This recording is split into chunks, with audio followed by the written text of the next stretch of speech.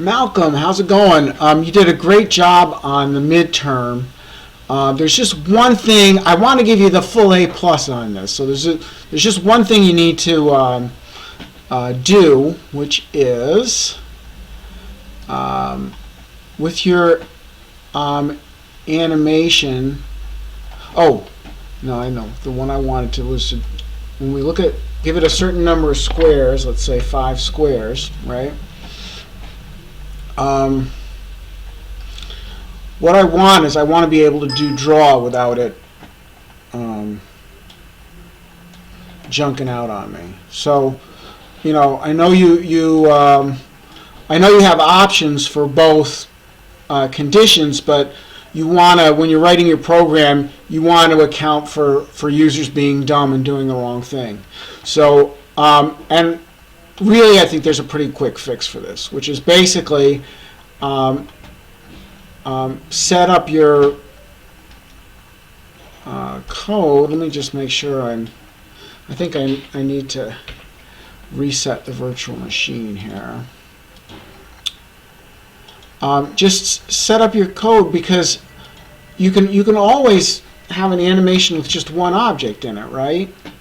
So that can be your default case.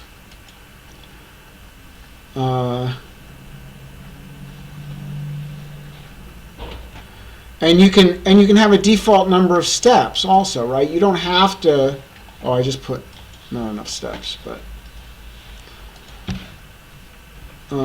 you know, you can by default have 100 steps or whatever, right?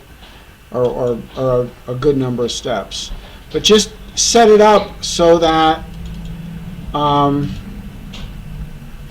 you know, by default, if you use this constructor, that you just create an array list with just one square in it.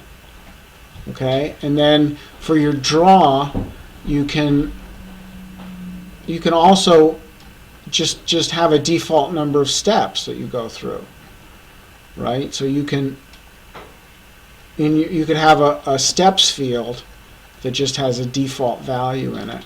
So then when you say draw, it'll just, you know, it'll do this. But if you just the default will be to just loop through once, because you'll just have one square in the list. Okay, does that make sense? So you know, if you can do that, like I said, I really like what you've done so far. I just want to you know, get that one thing so I can give you the full A+. And then if that doesn't make sense, if you have any questions about that, just shoot me an email and we'll get it worked out.